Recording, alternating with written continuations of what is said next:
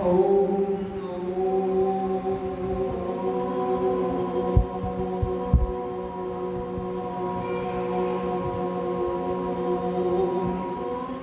ओम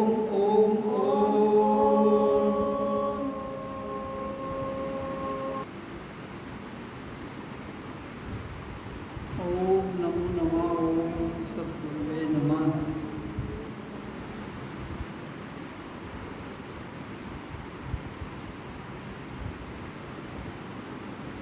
सत्संग की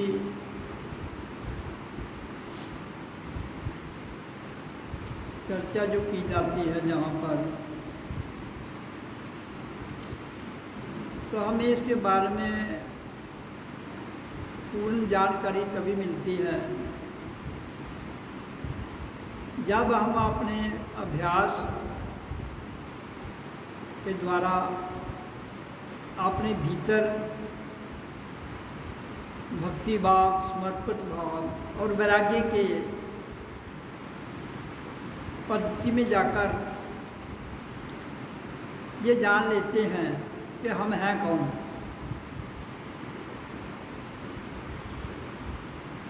फिर जो बात सुनाई देती है वो हमारे मनस पटल से बुद्धि चित्त से आगे चेतना में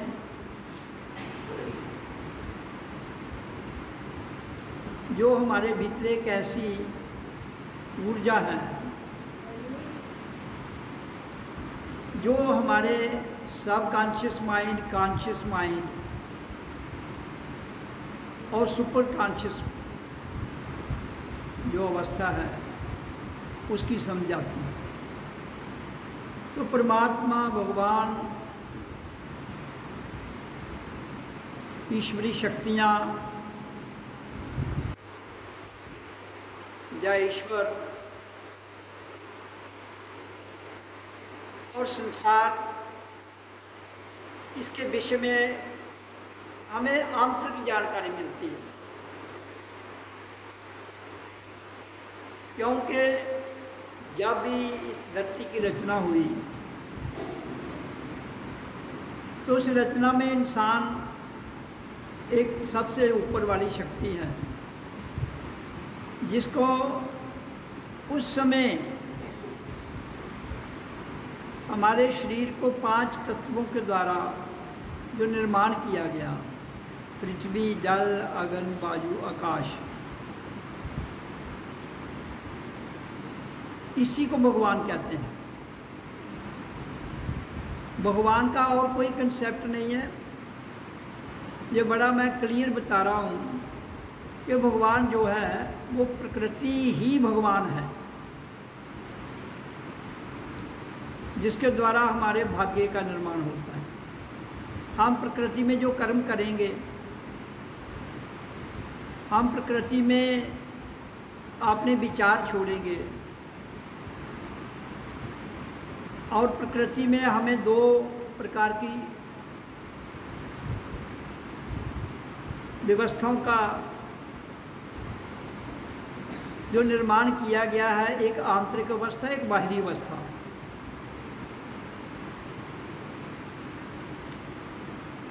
बाहरी अवस्था और आंतरिक अवस्था में अंतर क्या है? बाहरी अवस्था उसको कहते हैं जो हमें आँखों के द्वारा देखा जाता है, कानों से सुना जाता है, मुंह से बोला जाता है और श्वास लिया और छोड़ा जाता है। तो ये सब कुछ बाहर है। फिर उसके बाद मन आ जाता है, बुद्धि आ जाती है, हमारी इंद्रियां हैं, 5 कर्म इंद्रियां, 5 ज्ञान इंद्रियां, इनके विषय हैं। ये सब के सब बाहर प्रकट हैं। इसलिए जो चीज़ बाहर प्रकट है, बाहर बिखरी हुई है, तो उसको समेटने के लिए हमें अंदर जाना पड़ेगा। तो अंदर तभी जा पाएंगे जब हमारा मन एकाग्र होगा, क्योंकि इंसान के भीतर सबसे बड़ी शक्ति मन है, मन जो उसको टिकने नहीं देता है। एक क्षण में सारा सिस्टम बदल जाता है।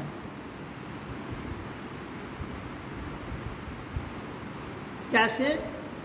अगर आपका दोस्त आपको मिलता है तो आपका मन खुश हो जाता है, और अगर आपका दोस्त दूर जाता है तो मन दुखी हो जाता है। और उसके बरक्स एक आपका दुश्मन है, वो आपको मिलता है तो आप दुखी हो जाते हो, जाता है तो तुम्हें चैन मिलता है। तो अर्थ क्या है? दोस्त मिले या दुश्मन मिले, और रिजल्ट दोनों का एक ही है, जिसको हम परिणाम कहते हैं। अंततः परिणाम दोनों का एक ही है। एक के जाने से कष्ट होता है, एक के आने से कष्ट होता है। तो फिर अंतर क्या हुआ दोस्त और दुश्मन में? इसलिए कहता है ना काहू से दोस्ती ना काहू से बैर। तभी आप शांत रहोगे, तभी आप अपने आप में रह पाओगे। तो उसी के लिए सत्संग में आकर आपने जो बिखरा हुआ सिस्टम है हमारा, उसको एकाग्र करना है। तो एकाग्र करने के लिए हमारा शरीर है जिसको एकाग्र करना है। उस शरीर में पृथ्वी, जल, अग्नि, वायु, आकाश साधना पड़ेगा उनको, तभी वो कंट्रोल में आएगा ना। तो साधने के लिए साधना चाहिए। तो किसी भी चीज़ को साधने के लिए साधना करनी पड़ती है। अब उसके तरीके अलग अलग है साधना के। तो अब शरीर है हमारा, शरीर से ऊपर पावरफुल क्या है? हमारी वृत्तियाँ, और उससे पावरफुल है हमारी इंद्रियाँ, कर्म इंद्रियाँ, ज्ञान इंद्रियाँ। फिर उनके इंद्रियों के विषय, तो इनसे पावरफुल क्या है? मन। तो इसका अर्थ है कि पहले अगर हम शरीर को साधेंगे, उनके विषयों को साधेंगे, तो फिर मन की ओर जाना पड़ेगा। मन तभी काबू में आएगा ना।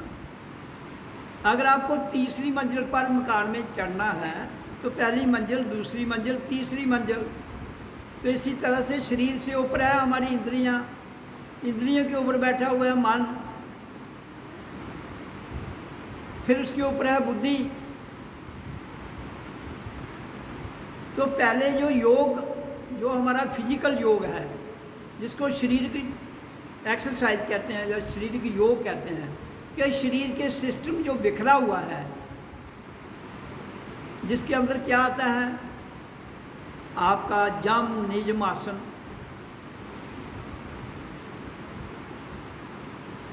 तो ये हमारे सारे के सारे जो योग हैं, ये शरीर को साधने के लिए हैं।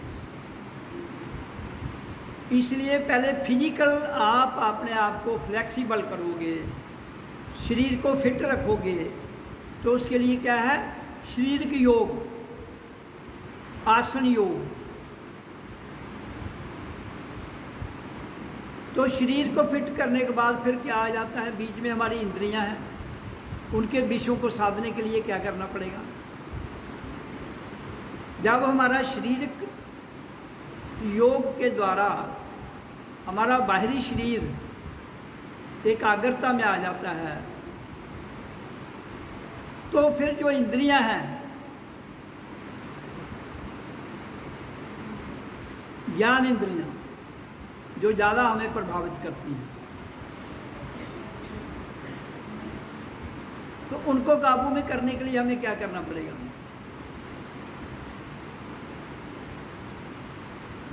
आसन के बाद फिर आता है प्राणायाम। तो जब आप प्राण बाजू को छोड़ेंगे और उसको डीपली लेंगे, तो वो हमारी इंद्रियां कंट्रोल में आएंगी। और उसके बाद उसके ऊपर बैठा है मन। तब शरीर, इंद्रियां और उनके विषय कंट्रोल में होंगे तो फिर हमारा सिस्टम एकाग्रता में जाएगा, उसके ऊपर मन बैठा हुआ है। फिर मन में जब ये जुड़ेंगे तो मन को एकाग्र करना है। तो मन को एकाग्र करने के लिए क्या क्या है हमारे पास? मेडिटेशन। तो मेडिटेशन कितने प्रकार की है? सबसे पावरफुल मेडिटेशन है ध्वनि।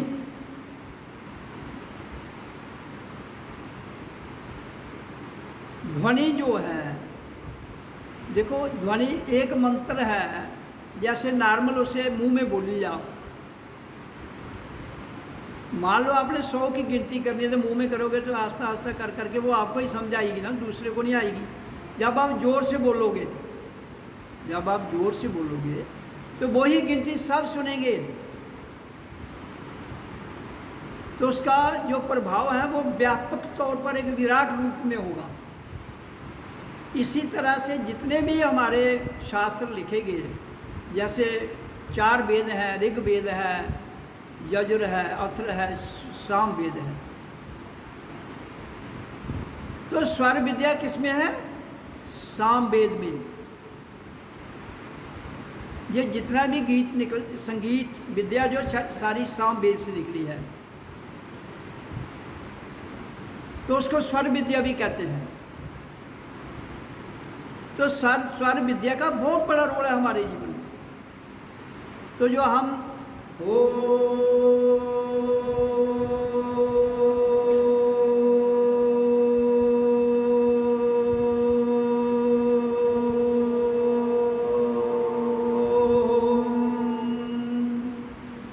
तो जब हम ये ओम का उच्चारण करते हैं, ये स्वर विद्या में आता है उच्चारण। तो अगर हम इसको मुंह में करेंगे फिर हम अनुभूति नहीं कर सकते, ज्ञान हो जाएगा। ज्ञान होना और उसका अनुभव करना दो अलग बातें हैं। ज्ञान है थ्योरी, अनुभव है प्रैक्टिकल। तो इसके द्वारा इसी ओम को तो मुंह में करोगे अगर, तो ज्ञान होगा आपको, लेकिन बड़ा समय लगेगा। अगर इसी को स्वर विद्या में, जिसको उद्गीत कहते हैं, मैंने जिसको गाया जाए, अपने आप में जिसको गाया जाए उसके कहते हैं उद्गीत। ये ओम के उच्चारण को उद्गीत भी कहते हैं। तो इसलिए हम जो जहाँ करवाते हैं वो सब आपको अनुभूति के लिए करवाते हैं, तभी उच्चारण किया जाता है। क्योंकि हमारी जो स्वर विद्या है ये कहाँ से शुरू होती है? उच्चारण से, बैखरी ध्वनि से, फिर मध्यमा, फिर पश्यंती, फिर ब्रह्मनाद, जो भीतर से मैं बताता हूँ कि अपने आप जिसको अनस्ट्रक्ट साउंड कहते हैं, तो वो हमारे भीतर से चलती है।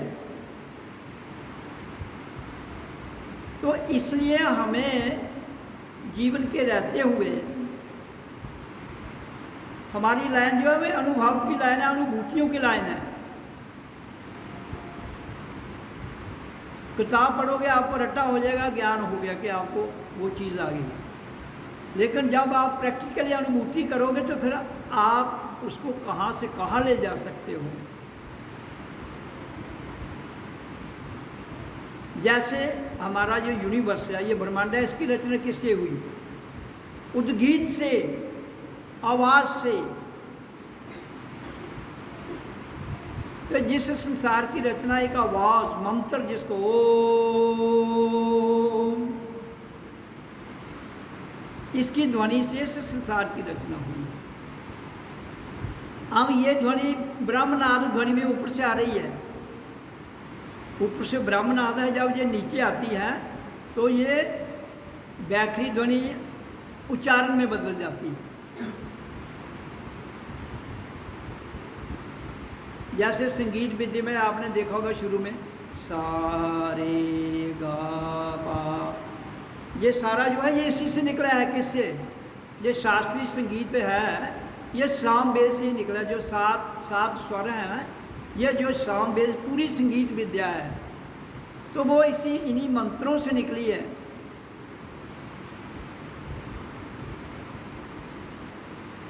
तो इसलिए हमारा जो ऋषि मुनियों ने जो खोज की पहले, उसमें तो आप भी ऋषि मुनि हो सकते हैं कई किसी न किसी जन्म में,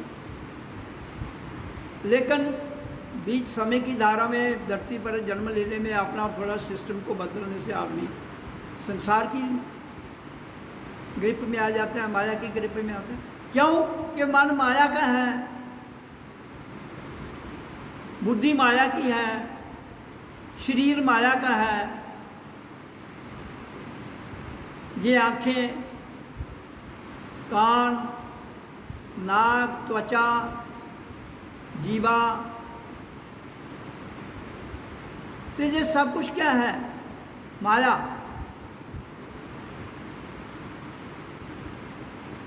स्थूल माया, सूक्ष्म माया।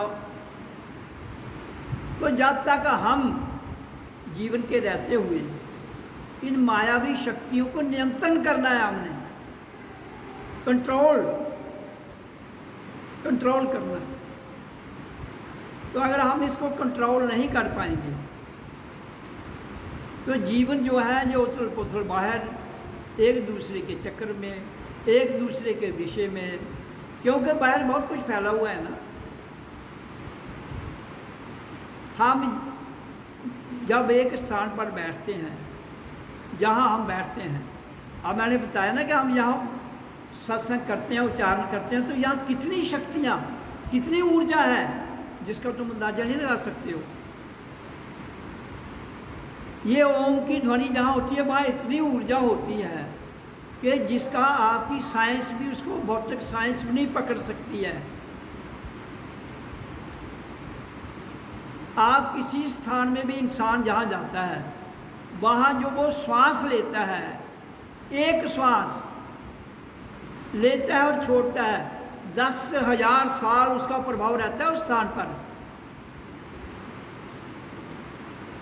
इंसान के एक श्वास लेने का प्रभाव कहाँ, एक स्थान पर एक बार जाके श्वास ले लो, 10,000 साल वहाँ असर रहता है उसका, केवल श्वास का। तो जब हम इस यूनिवर्स की जिसने क्रिएशन की है उसकी ध्वनि का उच्चारण करेंगे तो उधर कितने युगों युगों तक वहाँ प्रभाव है।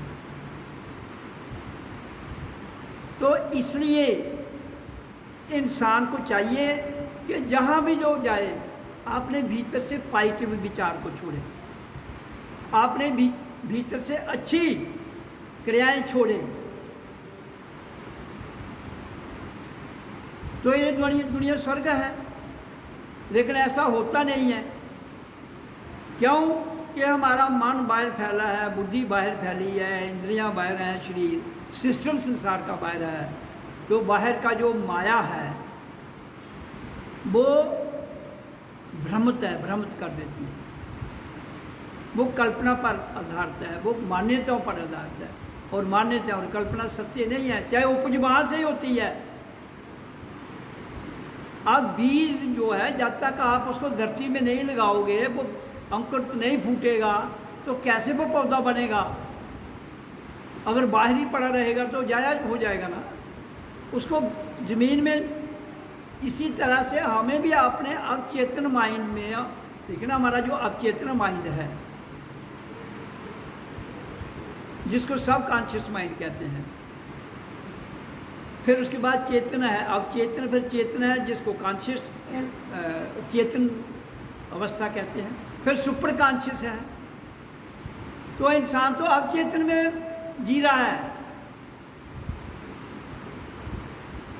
इंसान अपने अवचेतन अवस्था में जी रहा है।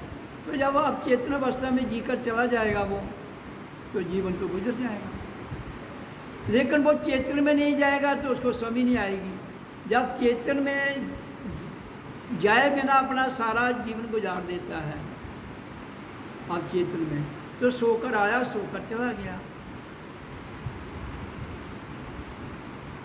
फिर जब हम कोई सोकर काम करेंगे तो उसका तो कोई आउटपुट नहीं ना होगा। आप अंधेरे कमरे में, एक अंधेरे कमरे में आप एक काली बिल्ली को ढूंढना चाहते हैं, मिलेगी? अंधेरे कमरे में काली बिल्ली को ढूंढना चाहते हैं, ये तो संसार है जो अंधेरे कमरे में काली बिल्ली को ढूंढ रहा है। इसको कहते हैं अचेतन माइंड की अवस्था। तो अगर उसी कमरे में जो संसार से चेतन मान में रहते हैं, जो चेतन अवस्था में रहते हैं, वो उसी काली बिल्ली को एक रोशनी में ढूंढते हैं जिस कमरे में लाइट है। तो आपका शरीर क्या है? ये एक कमरा है।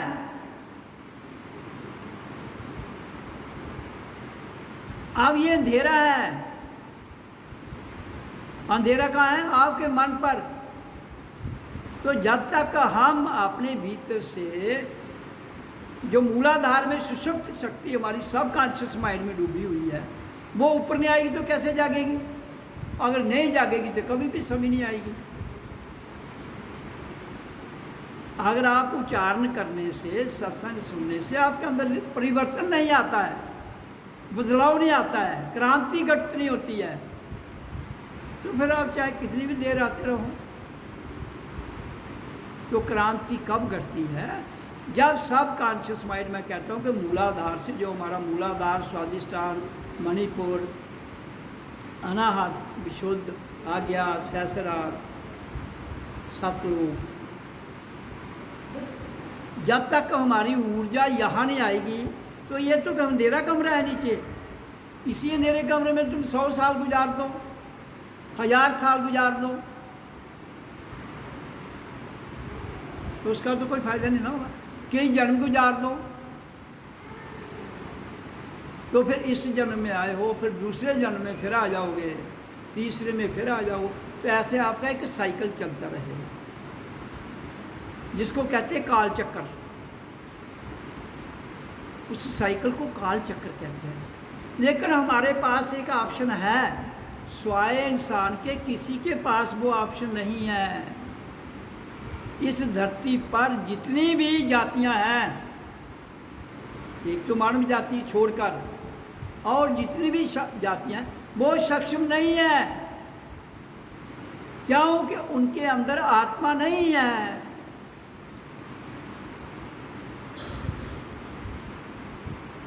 तो जिसके अंदर आत्मा है वो केवल इंसान है, इसलिए इंसान जो है वो पूर्ण है। इंसान के पास अगर आपका सिस्टम सो गया है तो आपके पास ही जगाने की ताकत है, जानवरों के पास नहीं है। चाहे वो थल में रहते हों, चाहे वो जल में रहते हों, चाहे वो आकाश में रहते हों, ज़मीन में, पानी में या हवा में भी किसी के पास ये क्षमता नहीं है। आपके देवताओं के पास ये क्षमता नहीं है।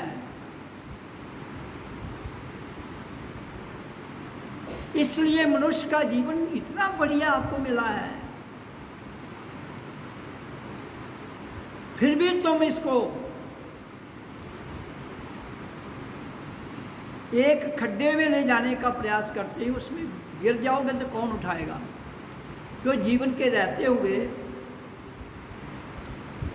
जो गुरु कहते किसको है, पहले ये तो समझाना चाहिए। तो वो गुरु ही, गु मैंने अंधेरा, रू मैंने रोशनी,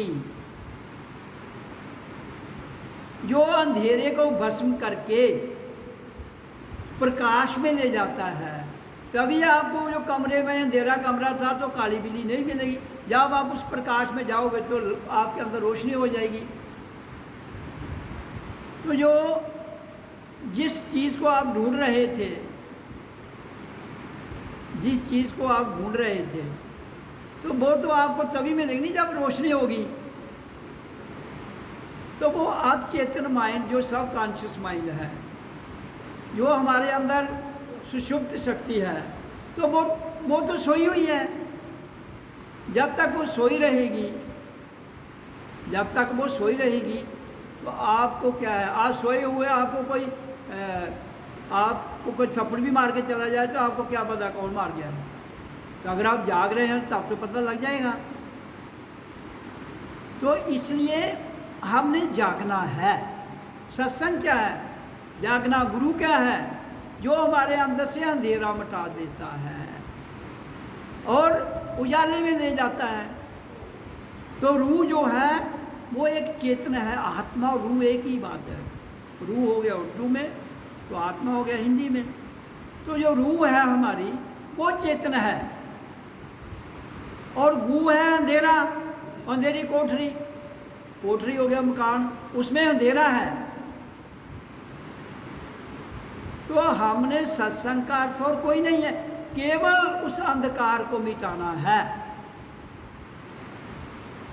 हमने केवल अंधकार को मिटाना है। अंधकार मिट गया, आपका अंधेरा संपन्न हो गया, और आपके भीतर जो सब कॉन्शियस माइंड है, जो आप चेतन मन है, वो चेतन में आ गया। तो जब चेतन में आ गया तो आपका जो मार्ग है वो खुल गया। किसका? उस अल्टीमेट सत्ता की ओर जाने के लिए, जिसको हम क्या कहते हैं? आत्मा, ब्रह्म। और उसका जो शरीर के भीतर बात कर रहा हूँ, तो जब शरीर के अंदर आप, ये हमारा जो देवालय है, शिवालय है, इसके अंदर जब आप आत्मा को जान लोगे तो सुपर कॉन्शियस माइंड से हमारा कनेक्ट हो जाएगा। परमात्मा, परम चेतना। 3 स्थितियां हैं हमारे अंदर। एक है आप चेतन माइंड, दूसरी अवस्था है चेतन, तीसरी है परम चेतन। तो अब चेतन में अगर माइंड रहेगा हमारा सब कॉन्शियस में, तो हम कभी भी इस बात का क्लियर नहीं कर पाएंगे। जैसे एक शीशा लगा, उस पर काल थोपी हुई है, तो 1000 साल खड़े रहो, चेहरा तो दिखेगा ही नहीं। अगर उस जो धूल, काली धूल उस पर चिपकी हुई है, उसको हटाओ, धीरे धीरे वो उतर ही जाएगी, तो थोड़ी थोड़ी रोशनी प्रकट होती। तो जिस दिन पूरा वो साफ हो जाएगा शीशा, तो आपका पूरा चेहरा उसमें दिखाई दे देगा। ये बाहर की बात। इसी तरह हमारे भीतर भी एक शीशा है, लेकिन वो शीशा है कहाँ? आज्ञा चक्र। ये जो पेंडिक वाला भाग है, ये तो अंधेरा कमरा है। तो जब हम आज्ञा चक्र में इधर प्रकाश होता है, तो ये भी एनलाइटन हो जाता है। हमारा नीचे का सिस्टम सारा, जो हमारी हीला पिंगला, वो दोनों जाग जाती हैं और सुषुम्ना में लीन हो जाती हैं, तो एक हो जाती हैं। तब जाकर मन एकाग्र होता है। मन की एकाग्रता इतनी आसान नहीं है।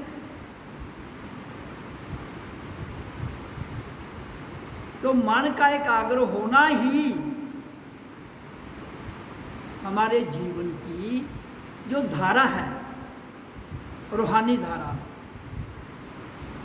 उस चेतन अवस्था में जाने के लिए मन का एकाग्र होना बड़ा जरूरी है।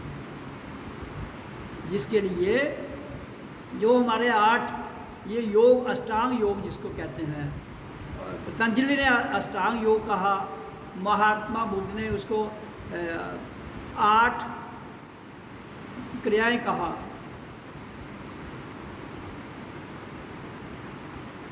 संयम कहा। तो वो सब में एक ही है। नाम थोड़ा सा बदलने से उसका करैक्टर थोड़े बदलेगा। तो इसलिए सिस्टम कहाँ से शुरू होता है? बेस से। यम, नियम, आसन, प्राणायाम, प्रत्याहार, धारणा, ध्यान, समाधि। तो जब हम ये 7 यम, नियम, देखो अगर तो आप इनका विश्लेषण किताबों में पढ़ोगे, आप पतंजलि अष्टांग योग में पढ़ोगे या बुद्ध की क्रियाओं में पढ़ोगे, तो बड़े बड़े लंबे लंबे वो लिखेंगे, समझ नहीं आएगी। वो ज्ञान की बात है। इसलिए हम आपको स्वर विद्या के द्वारा, उच्चारण के द्वारा, प्रैक्टिकली अनुभूति, उन्होंने जो नाम दिए हैं आप इनको कोई और भी नाम दे लो, कोई फर्क नहीं पड़ेगा। क्योंकि जब कमरे में लाइट होगी तो वो बुद्ध का कमरा हो, पतंजलि का हो, हमारा हो, उसमें तो रू तो एक ही है ना, रू तो एक है, रू तो दो नहीं है। मन तो आपका कई प्रकार का हो सकता है, सतोगुण, रजोगुण, तमोगुण, और एक बिखरी हुई अवस्था है उसके नीचे। तो इसलिए हमें अपने मन को कंट्रोल करना है, और मन को कंट्रोल करने के लिए सबसे आसान विधि है स्वर योग, और वो भी उच्चारण। आपको याद होना चाहिए कि गीता जो है जब अर्जुन को सुनाई गई तो पूरी गीता जोर से सुनाई गई महाभारत के युद्ध में, तब अर्जुन जो था वो अनुभूति कर पाया, समर्पण तब किया। अगर उसको खाली किताब दी जाती पढ़ो तो कुछ नहीं ऐसा। तो कृष्ण ने उसको जो पूरी गीता थी वो युद्ध में सुनाई उसको, तब उसको उसका प्रभाव हुआ, तब उसको प्रैक्टिकल ज्ञान हुआ, फिर जाकर उसने युद्ध किया, नहीं करता।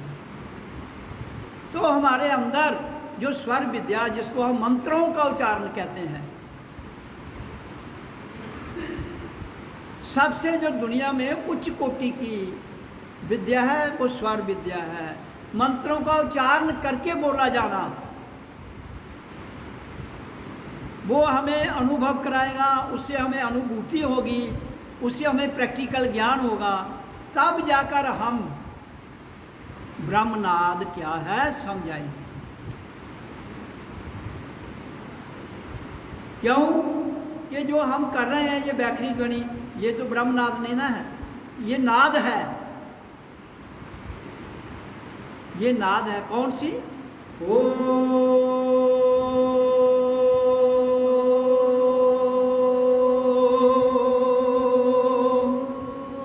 तो ये कौन सी नाद है? जिसको बैखरी नाद कहते हैं, उच्चारण। इसका भी बहुत प्रभाव है। यही हमें स्वर विद्या जो है उच्चारण करते हैं, यही हमें मध्या पश्यंती से परे फिर हमारे भीतर से जो ब्रह्मनाद है वो ऑटोमेटिक निकलती है। वो कब निकलती है? जब हमारा शरीर, मन, बुद्धि, इंद्रियां, चित्त सब एकाग्र हो जाते हैं। तो उसके लिए यहाँ जो तरीके बताए जाते हैं कि शुरू में उच्चारण करो 10 से 15-20 मिनट, जितना आपको माफ करता है, तो उसके बाद फिर अंदर का करो, तो आपको जो प्रभाव है वो जल्दी हो। क्यों अंदर का इसलिए करना है कि आपकी ब्रह्मनादा शुरू हो जाए। क्योंकि एक रिदम में एक सुर बनता है जो हमारे यहाँ टकराता है। कहाँ? ये तालू में, ए तालू ये है, यहाँ से फिर सीधी जो हमारी सुषमना है ये यहाँ तक जब टकराता है, तो फिर वहाँ से रिवर्स जो नाद ध्वनि आती है ऊपर से चल रही है, लेकिन सुनाई नहीं ना देती है। सुनाई क्यों नहीं देती है? कि हमने उसको ढक दिया है। किसके द्वारा? बाहरी विद्या के द्वारा, मायावी शक्तियों के द्वारा। ये थोड़ी है कि माया की जरूरत नहीं है, हमें सब कुछ है, लेकिन हम उसमें इतना लिप्त हो गए कि हमें उसके सिवाय कुछ दिखते ही नहीं।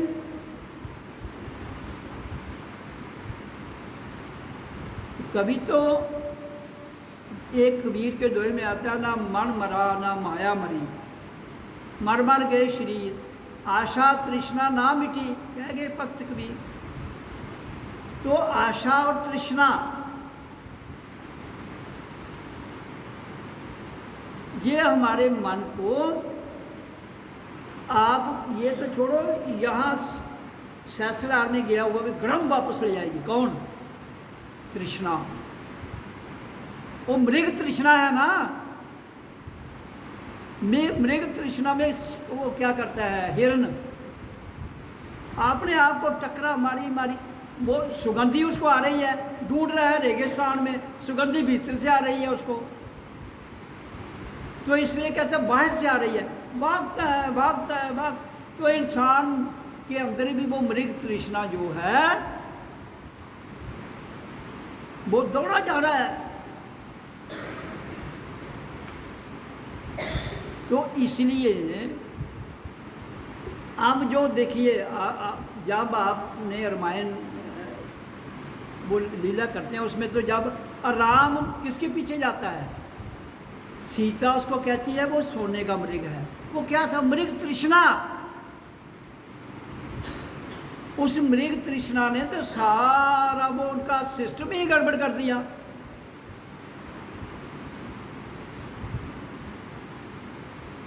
तो इसलिए सारी रामायण वहां से ही गड़बड़ हो गई इनकी। वो मृग तृष्णा, मृग तो मिला नहीं, क्योंकि वो था तृष्णा का, तो तृष्णा पकड़ी थोड़ी जाएगी। आप बाहरी की कोई भी चीज़ है, हवा को पकड़ सकते हो मुट्ठी में, पानी को पकड़ सकते हो, ज्ञान को बंद कर सकते हो। वो सुना है ना कि दुआ, बंद की तो लाख की, खोली तो खाक की। तो इंसान ऐसी मृग तृष्णा के पीछे पड़ा हुआ है, कहता मैं इसको पकड़ लूंगा, ये नहीं पकड़ी जाती। इसलिए सत्संग में आने का अर्थ है कि आप संयम करो, अपने आप पर कंट्रोल करो, ध्यान में बैठो। बहुत ज़्यादा ध्यान की जरूरत है, बहुत ज़्यादा। लेकिन हम उसमें कितना समय, सारा समय तो इंसान जो है आज के युग में बातों में, कहानियों में, किस्सों में और इधर उधर की बातें, ये करोगे ये हो जाएगा, ये करोगे ये हो जाएगा, ऐसे स्कीमें लड़। तो इंसान ये रहा है जहाँ समय देना है वहाँ देता नहीं है, और मृग तृष्णा के पीछे पड़ा हुआ, वो ना तृष्णा मिटती है और मृग पागल होकर के गिर के मर जाता है। जय यार आदमी का है।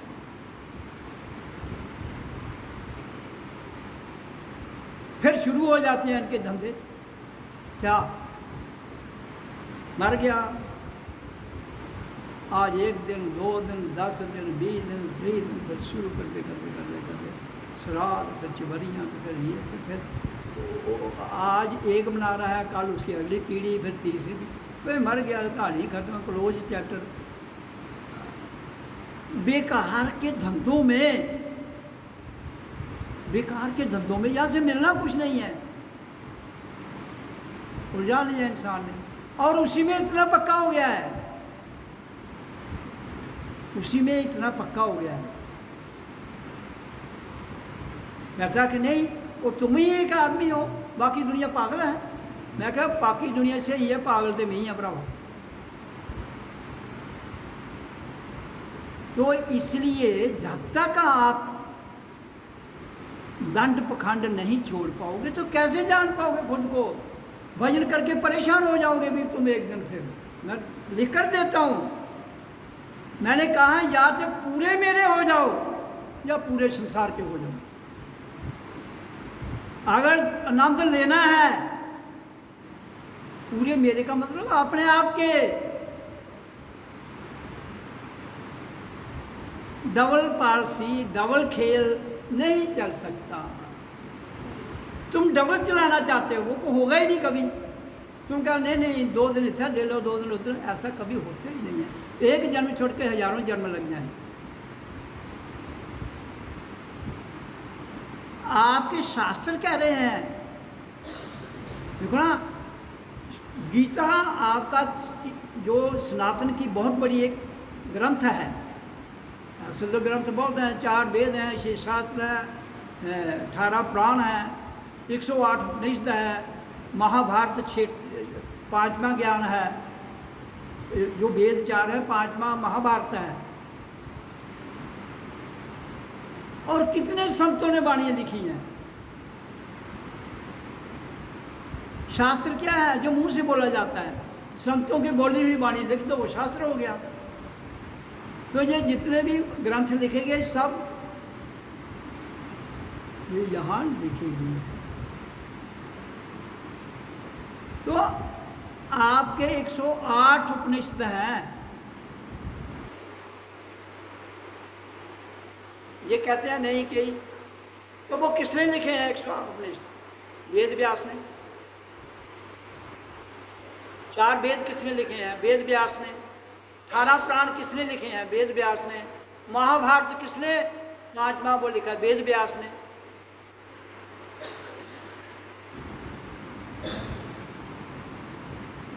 तो जो 108 उपनिषद हैं उनमें से हर उपनिषद में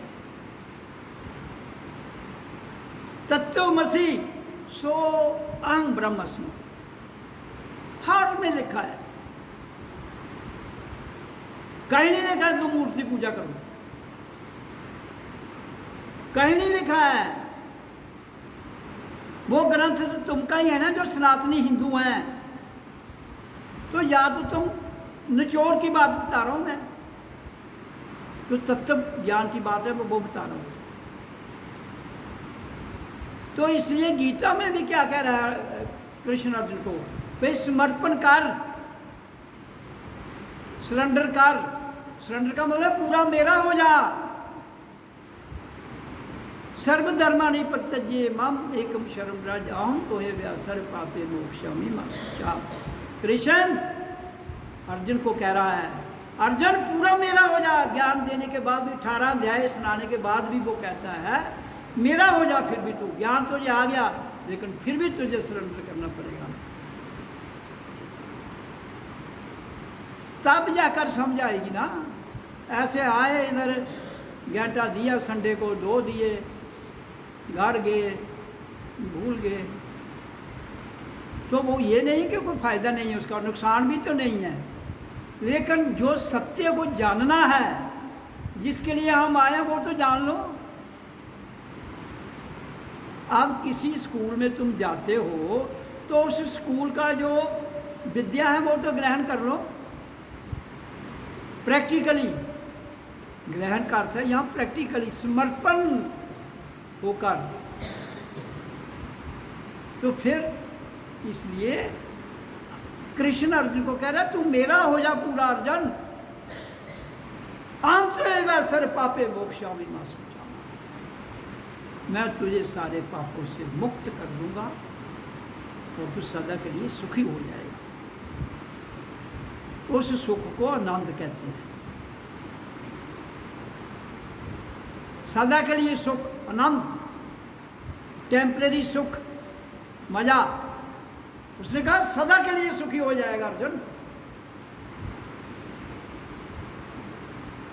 जिसको नानक ने कहा नाम हमारी नानका चढ़ी रहे दिन रात। तो वो कौन सा नशा है? आनंद का नशा। तो उसके लिए आना है। आते हो उस मैं दिया घर मैंने कहा आप, मैं कहता हूँ इधर आते हो संडे को, घर पूरी रात जागो।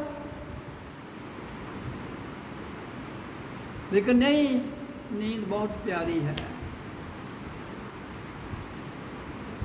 अगे के जो सुते दे उपरा नींद भी करी जा हो। पहले ही तो सोए हुए हो तुम। आप चेतन माइंड में, तुम्हारा जीवन तो आप चेतन माइंड में, पूरे विश्व का सब कॉन्शियस माइंड में जी रहे हैं। तो जब तक जागोगे नहीं तो ये कब सब कॉन्शियस माइंड तो वैसा ही रहेगा। और तुम आओगे जाओगे, समय गुजर जाएगा, शरीर भी बूढ़ा हो जाएगा। बचपन से लेकर जवानी, बुढ़ापा, फिर एक दिन छुट्टी हो जाएगी। ये तो शरीर का खेल है ना। इसके रहते हुए, इस देह के रहते हुए ये साधन है तो हम साधना कर सकते हैं। जिसके लिए ये मिला है, ये साधना है, साधना के लिए मिला है। तो साधना क्या है? एक तो कर्म करना है, वो तो पेट तक सीमित है। साधने का अर्थ यही है कि मैं कौन हूँ, हु एम आई, मैं कौन हूँ। साधना इस चीज़ को, पहले आपने शरीर को साधो, मन को साधो, इंद्रिय को साधो, बुद्धि को साधो, फिर उसके बाद सूक्ष्म विद्या, फिर ब्रह्मनाद है। जब ब्रह्मनाद में जब तुम जाओगे, अखंड ज्योत में जाओगे, फिर आपका रास्ता जो वो खुल गया। फिर आपको शांत बैठना है, कुछ भी नहीं करना है, अपने आप सिस्टम बनता है। बैठना तब भी पड़ेगा, ये मत कहो बैठना है, फिर भी रात को घंटा 2-3 घंटे बैठो, फिर तो ज़्यादा खुद ही बैठोगे आप, फिर तो खुद ही बैठोगे। तो इसलिए जीवन के रहते हुए ये सब कुछ कर लो जो मैंने आज सुनाया। ओम ओम ओम